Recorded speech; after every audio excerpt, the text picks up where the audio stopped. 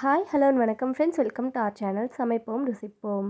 இன்றைக்கி ராகியை ஊற வச்சு முளைக்கட்டி பால் எடுத்து அதை நம்ம வெயிலில் காய வச்சு இந்த மாதிரி பிஸ்கெட் மாதிரி எப்படி ஸ்டோர் பண்ணி வைக்கிறது தாங்க பார்க்க போகிறோம். இந்த பிஸ்கெட்டை வச்சு குழந்தைங்கள்லேருந்து பெரியவங்க வரைக்கும் எல்லாருமே குடிக்கிற மாதிரி கூழ் செய்யலாங்க. கூழ் எப்படி காய்ச்சணும் அப்படிங்கிறது வீடியோட எண்டில் சொல்லியிருக்குங்க. கண்டிப்பாக வீடியோ ஸ்கிப் பண்ணாமல் ஃபுல்லாக பாருங்கள், அப்போ தான் எல்லாமே புரியும். நீங்கள் எடுத்திருக்க ராகி எல்லாத்தையுமே 2-3 டைம் வாஷ் பண்ணிவிட்டு மூழ்கிற அளவுக்கு தண்ணி சேர்த்துட்டு ஊற வச்சுருங்க. மினிமம் 8 மணி நேரம் ஊறணுங்க. நீங்கள் காலையில் ஒரு 8 மணிக்கு ஊற வச்சிங்கன்னா ஈவினிங் ஒரு 4-5 வரைக்கும் விட்டிங்கன்னா கரெக்டாக இருக்குங்க. அதனால் இந்த மாதிரி காலையில் டைமில் வாஷ் பண்ணிவிட்டு ஊற வச்சுருங்க.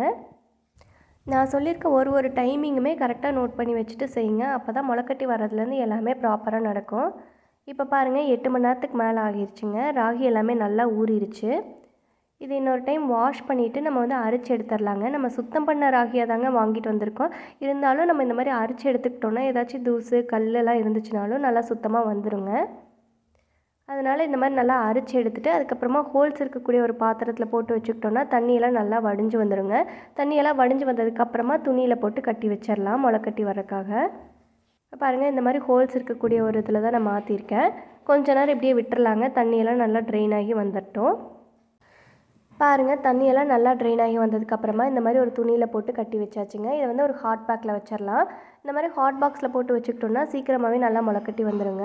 நான் ஈவினிங் ஒரு 5 o'clock அந்த மாதிரி தாங்க ஹாட் பாக்ஸில் வச்சேன். அடுத்த நாள் காலையில் 5:30க்கு பார்க்கும்போதே சூப்பராக முளைக்கட்டி வந்துருந்துச்சுங்க. முளைக்கட்டுறதுக்கான டைமிங் வேரி ஆகுங்க. உங்கள் ஊர் கிளைமேட்டுக்கு தகுந்த மாதிரி 12 மணி நேரத்துலேருந்து 24 மணி நேரம் ஆகும்.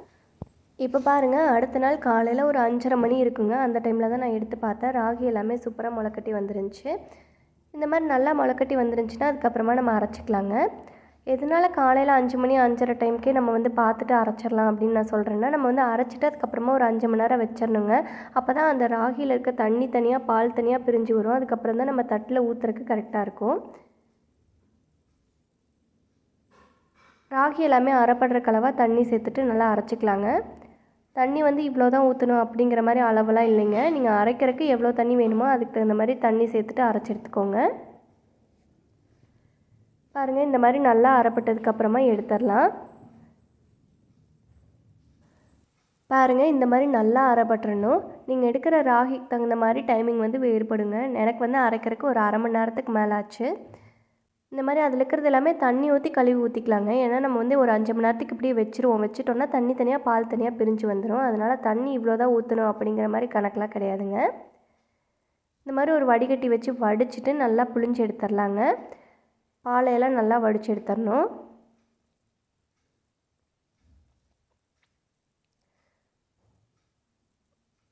பாருங்கள், ராகி பால் நம்ம எடுத்து வச்சாச்சுங்க.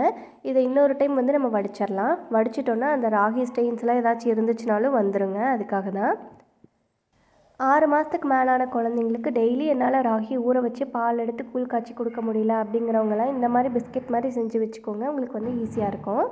இந்த மாதிரி நல்லா வடித்து எடுத்ததுக்கப்புறமா அப்படியே ஒரு 5 மணி நேரத்துக்கு விட்டுறலாங்க. விட்டுட்டோன்னா இந்த மாதிரி தண்ணி தனியாக மேலே வந்துடுங்க, பால் தனியாக கீழே நிற்கும்.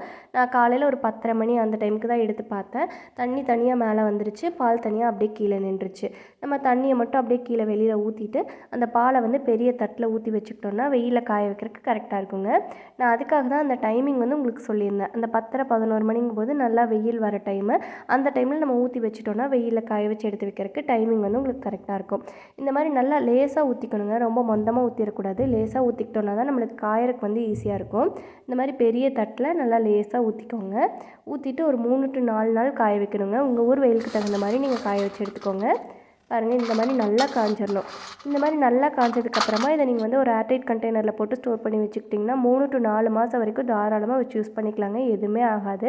தண்ணி படாத மாதிரி நீங்கள் வச்சுக்கிட்டிங்கன்னா போதும். இது உங்களால் வீட்டில் செய்ய முடியலன்னா மிஸ்டர் விவசாயி அப்படிங்கிற நம்மளோட இன்ஸ்டாகிராம் பேஜ்லேயே இந்த ப்ராடக்ட்ஸ் எல்லாமே அவைலபிளுங்க. கண்டிப்பாக போய் பேஜ் செக் பண்ணி பாருங்கள். ஸ்க்ரீனில் தெரியிற வாட்ஸ்அப் நம்பருக்கு நீங்கள் மெசேஜ் பண்ணி டேரெக்டாக ஆர்டர் ப்ளேஸ் பண்ணிக்கலாம். இது மட்டும் இல்லைங்க, இன்னுமே நிறைய ஹெல்தி ப்ராடக்ட்ஸ் அஃபோர்டபுள் ப்ரைஸில் கொடுத்துட்ருக்காங்க. ஹெல்த்தியாக சாப்பிடணும்னு நினைக்கிறவங்க கண்டிப்பாக பேஜ் செக் பண்ணி பாருங்கள். இந்த பிஸ்கெட்டை வச்சு கூழ் எப்படி காய்ச்சறதுங்கிறது பார்க்கலாங்க. ஃபஸ்ட்டு 6 மாதத்துக்கு மேலான குழந்தைங்களுக்கு கொடுக்குறக்கு கொஞ்சம் திக்கான கூழாக காய்ச்சறக்கு கொஞ்சம் பிஸ்கெட்ஸ் நிறையா எடுத்துக்கணுங்க. இந்த மாதிரி கொஞ்சமாக தண்ணி சேர்த்துட்டு கையில் நல்லா கட்டியெல்லாம் இல்லாத மாதிரி கரைச்சி விட்டுட்டு அதுக்கப்புறமா ஒரு சின்ன டம்ளரில் 1 டம்ளர் தண்ணி நான் சேர்த்துருக்கேன். கொஞ்சமாக பெப்பர் தூள் மட்டும் சேர்த்துட்டு நல்லா காய்ச்சி எடுத்துக்கலாங்க. 1 வயசுக்குள்ளே இருக்க குழந்தைங்களுக்கு நம்ம உப்பு சக்கரைலாம் எதுவும் சேர்த்த மாட்டோங்கிறதுனால வெறும் பெப்பர் தூள் மட்டும் சேர்த்து நான் காய்ச்சிருக்கேங்க. நீங்கள் உங்களோட ப்ரிஃபரன்ஸ்க்கு தகுந்த மாதிரி ஆட் பண்ணிக்கலாம். இந்த மாதிரி நல்லா கொதிச்சு வந்ததுக்கப்புறமா அடுப்பை ஆஃப் பண்ணிவிட்டு ஆனதுக்கப்புறமா சர்வ் பண்ணிடலாங்க. ஆனதுக்கப்புறமா இன்னுமே கொஞ்சம் திக்காயிரும். அடுத்து மாட்டுப்பால் சேர்த்து எப்படி காய்ச்சலாம் அப்படிங்கிறத பார்க்கலாங்க. கொஞ்சமாக நம்ம ரெடி பண்ணி வச்சுருக்க ராகி பிஸ்கெட் சேர்த்துட்டு தண்ணி சேர்த்துட்டு இந்த மாதிரி கட்டியெல்லாம் இல்லாத மாதிரி கரைச்சிக்கோங்க.